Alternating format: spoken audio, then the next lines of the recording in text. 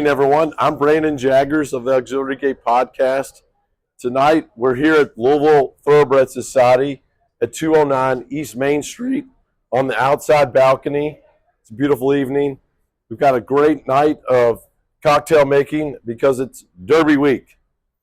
Let me introduce our perfect bartender and cuisine and everything else that she does, Sakaya.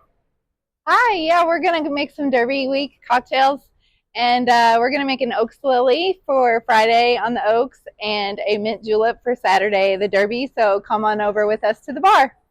Let's go inside.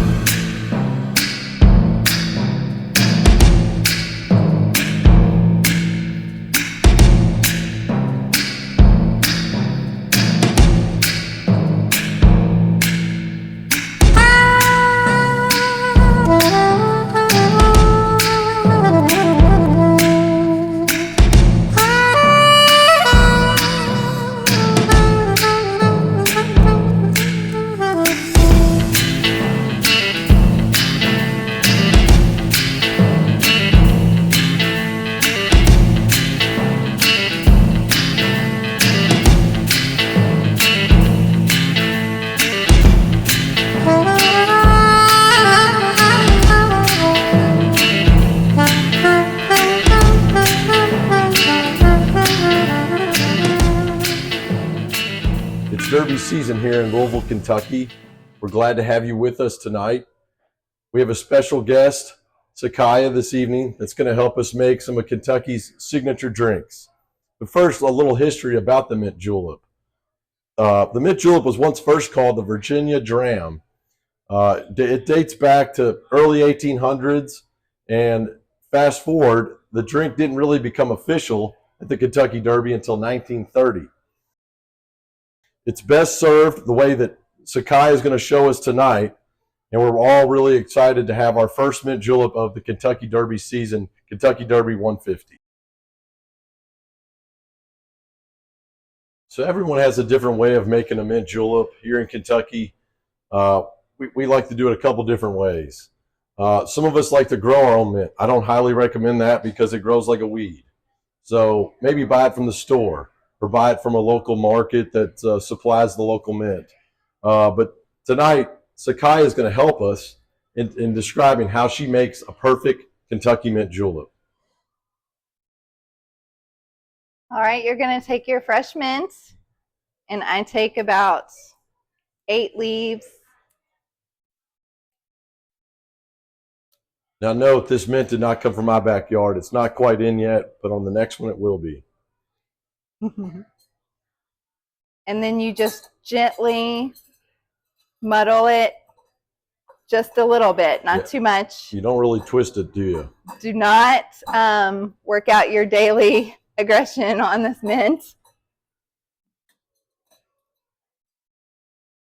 And then what's next? The simple syrup?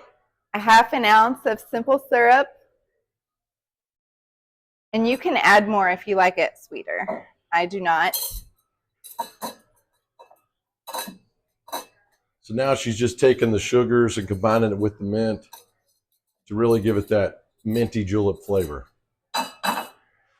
What's next? And then 2 ounces of bourbon. Tonight's bourbon choice is Maker's Mark. It's barrel strength. It's a courtesy of a client of mine that gave it at my office. They did a barrel pick, and this bourbon came out highly regarded. So you could even sip it or make a mint julep with it. And a little extra for good luck. And then how do you finish it? With crushed ice. All right. I'll do the honors of the crushed ice. What kind of cups is it meant to have in a mint julep? These are silver cups. So silver actually makes the mint julep a lot colder, and you're supposed to fill it all the way to the top. But I like mine pretty strong. And then you stir, stir, stir.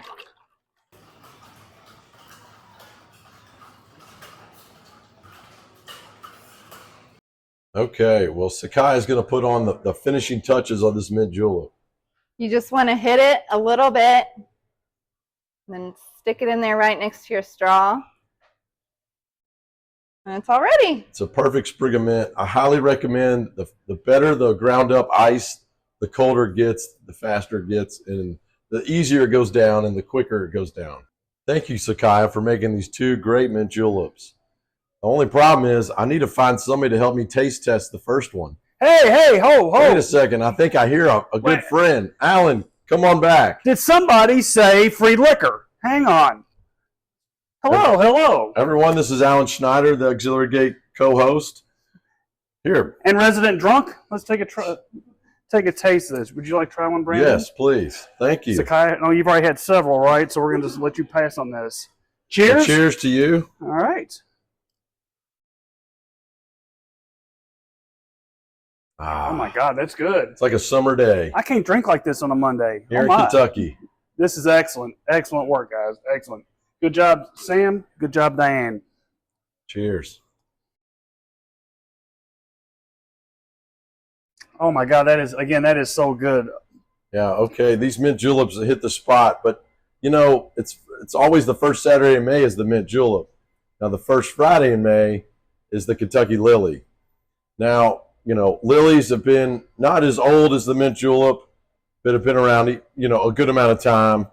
And I'm going to pass the mic now to Alan to walk us through the lily and make sure we keep the wives happy and have a great day on Friday of Oaks. Yeah, Brandon, why don't you go over there and enjoy your mint julep, and I'll see if I can. Cheers, sir.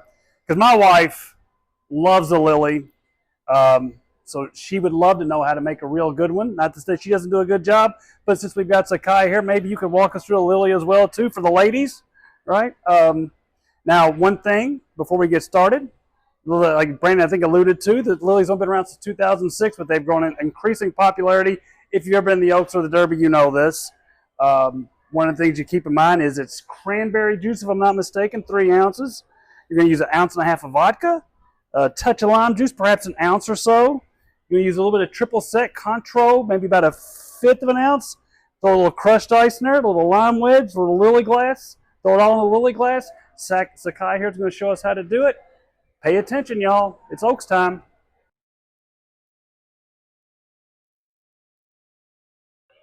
All right, Sakai, now we got Brandon off in the corner getting all buzzed on a Monday from that delicious mint julep he tried.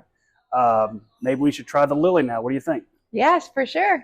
All right. Let's see what we got here.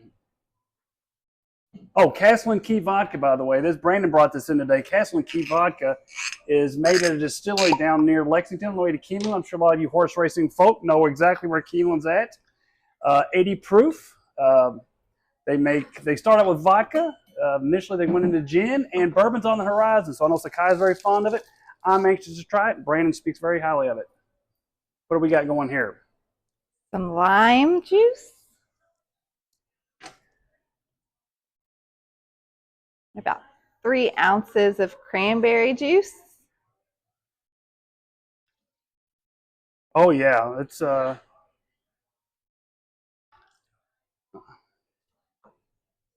what's on the horizon next?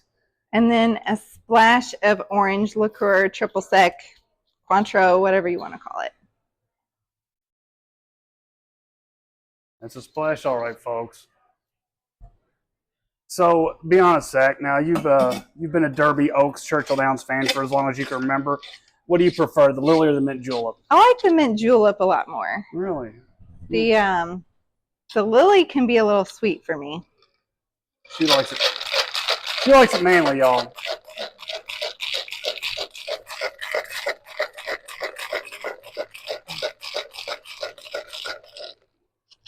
All right. You got a glass for her here? There it is. Brandon brought the fancy glasses, by the way.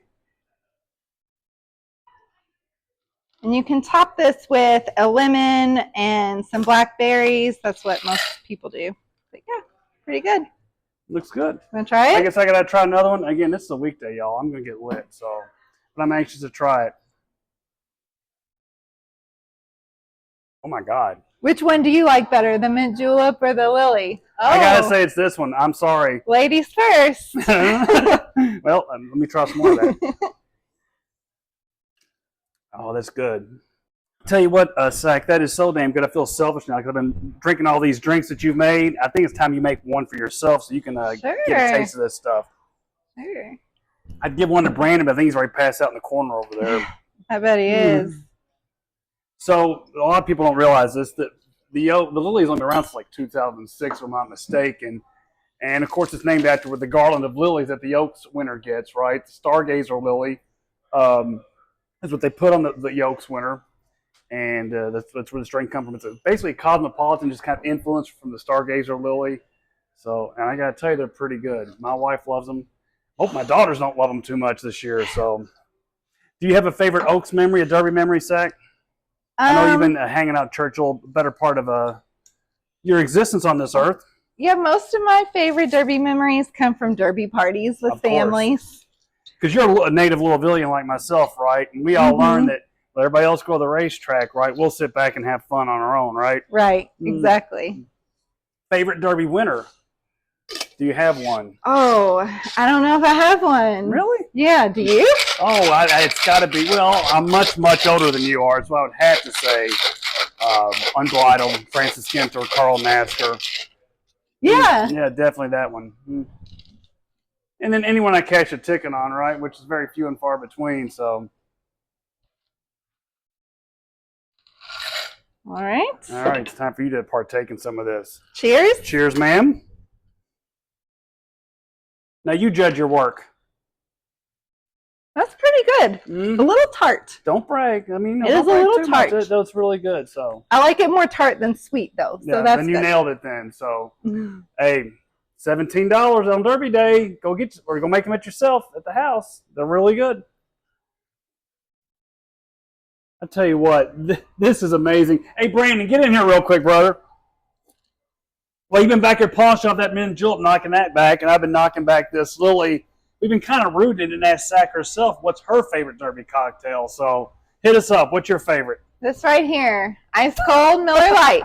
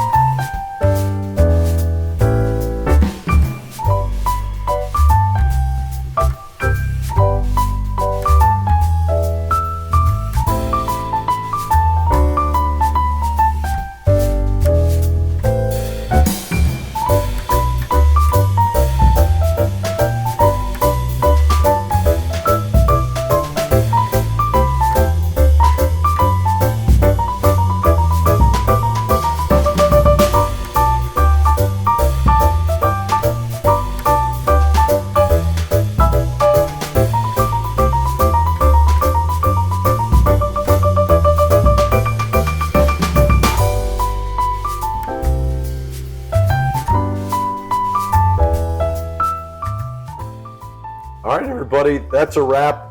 We appreciate the Louisville Thoroughbred Society for hosting us this evening, making these wonderful cocktails at their home office here at 211 East Main Street. We are thrilled to have a perfect cocktail magician that came aboard tonight, Sakaya. Please follow her on Sakaya or Sack Shoes on X. You can follow Auxiliary Gate Podcast at our website, as well as Spotify, SoundCloud, and many other social media on Facebook as well. Alan, cheers to you. Cheers to you, sir. So glad that you figured out you're a Lily fan versus a Mint Julep. What can you say, right? But we hope everybody has a good Derby week. And don't forget, the Derby Draw is hosted the Saturday before Derby. We will have our picks and other videos to come. So follow us.